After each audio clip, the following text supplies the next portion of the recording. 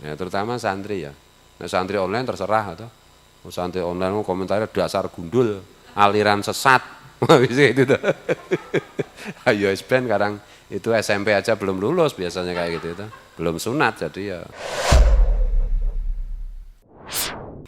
Rasulullah bersabda, sungguh engkau jika menurutkan keinginanmu untuk mencari kekurangan saudaramu sesama orang muslim, maka engkau telah merusak mereka atau engkau hampir-hampir merusak mereka.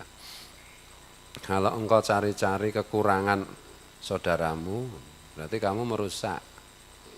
Atau setidak-tidaknya kamu hampir merusak. Nanti kamu kecewa, nanti kamu tidak lagi dekat, mencari-cari kekurangan. Tuh. Kan wala tajassasu, jangan saling mengintip, saling mencari kekurangan. Enggak usah dicari kekurangan. Semua orang pasti punya kekurangan, enggak usah lihat. Kalau kita masih melihat kekurangan orang lain, kata Imam Al-Ghazali, pada saat itu sebenarnya kita sedang terlena dengan kekurangan kita. Kalau kita melihat aib orang, nah pada saat itu kita buta terhadap aib kita. Nah, makanya jangan suka melihat aib orang lain. Asiklah memperhatikan aib diri sendiri. Kalau orang lain itu yang dilihat kelebihannya, kehebatannya. Kalau diri sendiri yang dilihat kekurangannya. Kalau kita sampai sempat melihat kekurangan orang, pada saat itu sebenarnya kita sedang tidak waspada pada diri kita sendiri. Kita sedang orang yang fales, muflis, orang yang fales. Fales artinya orang yang rugi. Mencari kekurangan ya semua orang ada kekurangannya kecuali Rasulullah. Jadi itu. Nah, apalagi kepada guru kita, mencari, makanya ada doa itu. Ya Allah, butakan mataku dari melihat aib atau kekurangan atau ngaurat guruku. Sampai gitu. Butakanlah mataku dari melihat aurat sesama orang Islam. Aurat itu kekurangan. Kalau kita itu orangnya begini, anunya begini, Rizal itu begini. Hanya asik begitu. Itu saat itu kita sebenarnya sedang terlena, sedang tidak memperhatikan diri sendiri. Itu hal yang merugikan diri sendiri. Itulah. Nah, kata kuncinya itu kalau melihat orang itu yang terlihat kelebihannya. Kalau melihat diri sendiri yang terlihat kekurangannya. Makanya Nabi mengajari setiap hari Nabi itu paling sedikit 100 kali astagfirullah. Aku mohon ampun kepada Allah. Itu artinya itu pesan Nabi itu kalau kita melihat kekurangan kita kan kita mohon ampun kepada Allah. Nah, Nabi aja mencontohkannya 100 kali. Itu astagfirullah, astagfirullah.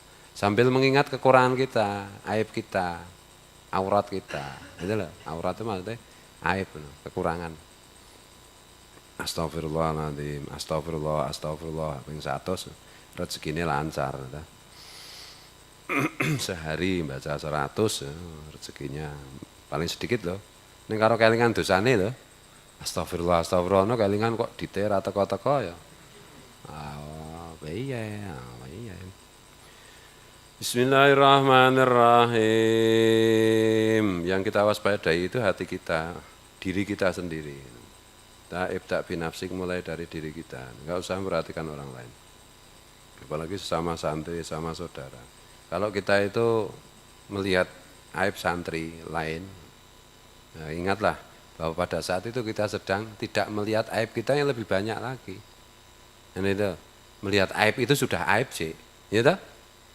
Kok misalnya aku melihat kekurangan Rizal dari segi akhirat, Rizal itu sombong, sukanya iri. Makan banyak gitu.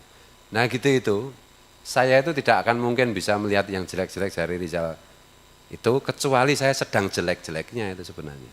Iya, itu loh. Sebenarnya kayak begitu, hati-hati makanya jangan suka menilai orang. Kalau lagi khusyuk-khusyuknya itu nggak sempat lihat yang dilihat Rizal itu bagus banget, ganteng banget, wah baik banget, lemu banget. Ya membuli meneh ya. Nah, gitu loh. Ya, hati-hati waspadalah ini. Bismillahirrahmanirrahim. Wa an Ibnu Mas'udin radhiyallahu anhu. Nah, kepepet kita itu kadang-kadang misalnya saya lagi jelek gitu, terus melihat Rizal itu ya sombong. Misalnya gitu ya. Ya itu kayak gitu itu ya aku diem lah. Aku diem. Kalau ngomong malah sama Rizal aja langsung, kamu sombong ya. Kamu lebih sombong. Sombongan luar kuno kuwi misalnya. Enggak usah enggak usah disampaikan kepada alim, enggak usah disampaikan ke yang lain. Bahkan enggak usah di-tweet, enggak usah dijadikan status, story, enggak usah. Gitu loh. Itu mengembangbiakkan penyakitmu sendiri kalau begitu caranya. Kalau kamu melakukan itu, nah itu kamu mengembangbiakkan penyakit dalam dirimu. Gitu loh. Aku ya sering sih jengkel karo Rizal ya, terus terang ya. Ya, tapi saya nggak pernah. Kalau saya lagi jengkel, lagi marah, lagi direm piye carane nggak usah ada yang tahu. Betul tak? Yang tahu cuma diriku. Wong neraka aja biar untukku saja kok. Betul? Apa meneh jengkel, ngono lho. Dibagi-bagi sambat wae. Aku jadi teringat tuh zaman-zaman dulu ngaji itu. Dulu kalian belum ada itu, kecuali yang sudah ada ya. Tanya Pak Sigit tuh. Wong gunung itu saya larang keras mengeluh. Gitu loh. Iya. Masa iki santri iki dikit-dikit ngeluh. Atau ngeluh di media massa lagi, di medsos lagi. Ngeluh sakitnya, ngeluh jengkelnya, kok ditampakkan enggak gue banget kayak begitu itu. Itu loh. Cobaan kiai itu kan lebih berat daripada cobaan santri. Coba lihat statusku, storyku. Aku paling nyerang Wahabi gitu. Kalau itu hobi sih, gitu toh. Itu. Atau memberi informasi, oh ini ada lagu baru, oh ini ada video baru. Kan itu sifatnya itu informatif atau inspiratif. Enggak pernah aku nyindir siapapun, gitu. Enggak pernah. Yo aku nyindiri Pak Manu barang yo teringat jane diasar ki sik amanu billah ya. Tapi enggak pernah saya statuskan. Karena kalau saya statuskan itu memperbesar penyakit saya. Dan membuat orang bertanya-tanya tuh kayak gitu. Ini jane nyindir sapa ta iki? Misalnya Pak Manu ngono. Dasar TUT titik-titik iki sapa iki? Tutik apa tut apa Pak Manu ngentut? Apa nyindir aku, kan itu toh. Loh kok kamu nggak kasihan sama umat Rasulullah? Katanya kita itu Allahumma arham ummata Sayyidina Muhammad. Ya Allah sayangilah, kasihilah umat Muhammad. Loh kok kamu bikin PR? Itu loh. Jangan bikin PR. Jangan bikin orang berprasangka. Berprasangka itu buruk, tapi membikin orang berprasangka itu lebih buruk lagi. Ya terutama santri ya. Nah, santri online terserah atau santri online komentarnya dasar gundul. Aliran sesat, bisa itu tuh. Ayo SBN kadang itu SMP aja belum lulus biasanya kayak gitu itu, belum sunat jadi ya nggak apa-apa. Loh kok bapak menjelek-jelekan? Lah aku kan nggak tahu siapa yang tak jelek-jelekan, aku nggak tahu kok. Lah kamu jangan gitu loh, jangan begitu. Jadi tampilkan yang baik. Yang amma binikmati rabbika fahatis, terhadap nikmat Tuhanmu beritakanlah, kalau syukur-syukur berbagi. Nah terhadap cobaan nggak usah diberitakan dong, biar aku saja kan gitu toh. Kamu nggak kuat, gitu. Kata Dilon, gitu. Dilan apa Dilon? Nek Dilon ki ya, kayak wong India konglomerat aja, gitu. Nah, gitu. Jadi kita kondisikan diri kita itu kita keras pada diri sendiri gitu. Nggak usah keras pada orang lain. Aku begitu kalau mau menjadi orang yang lebih bahagia lagi loh. Caranya begitu. Misalnya Rizal lara untu, aduh, gigiku sakit no. Status di WA. Itu apa giginya Rizal makin sakit nanti. Bagi Rizal itu akan merasakan lebih sakit lagi itu giginya. Terus malaikat ya jengkel toh.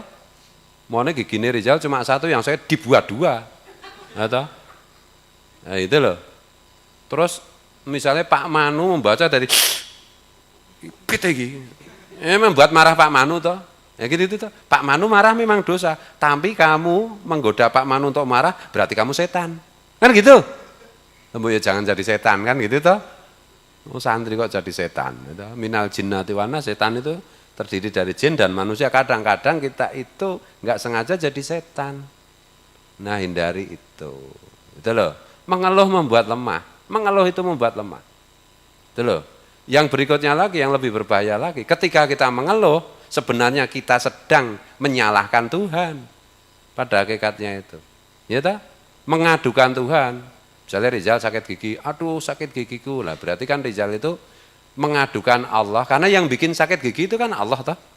Mengadukan ini loh, Allah nakal kepadaku, wahai saudara-saudaraku. Kan toh? Kurang ajar nih Allah nih bikin sakit gigiku kan gitu toh. Lah Allah digituin itu loh. Kok berani banget gitu loh. Nah gitu, giliran dapat uang banyak, diem aja, ya toh? Pak Wan dasar. Alhamdulillah dapat laban. Ngono ki nek manas-manasi sedulure ya salah meneh. Ngel loh, gitu loh. Nah itu, makanya itu kata kuncinya kalau kita melihat kekurangan orang, teringat teman kita kemudian, dia begini, dia sombong, dia iri, dia. Pada saat itu sebenarnya kamu sedang buta pada dirimu sendiri. Pada saat itulah sebenarnya kamu sedang buruk, gitu loh. Ya kayak begitu. Kudune istighfar, astagfirullah, ya Allah ampunilah saya, ampunilah dia, kan itu, harusnya begitu toh. Kemudian ditahan, itu loh, bukan dilampiaskan. Jangan ikut-ikutan orang yang tidak ngaji dong. Ini toh, kita kan orang ngaji. Orang ngaji itu keliru sedikit kelihatan, karena malaikat nggak pernah lihat keliru kan, jarang keliru, ya begitu keliru dikit kan jadi kelihatan banget. Tapi kalau orang yang nggak pernah ngaji, sering keliru, kalau nggak keliru malah kelihatan.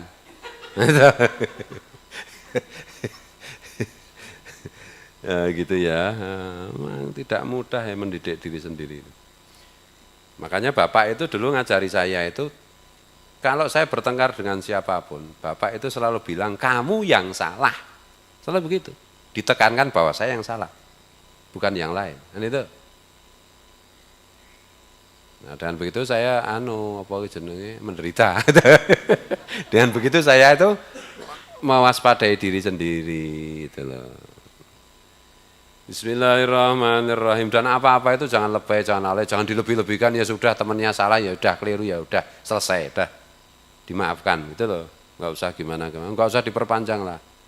Itu loh, apa-apa itu dibuat mudah aja. Karena ahli surga itu adalah orang yang mudah orangnya kan, itu toh di dalam hadis yang panjang mengenai Isra Mi'raj. Enggak susah-susahan gitu loh.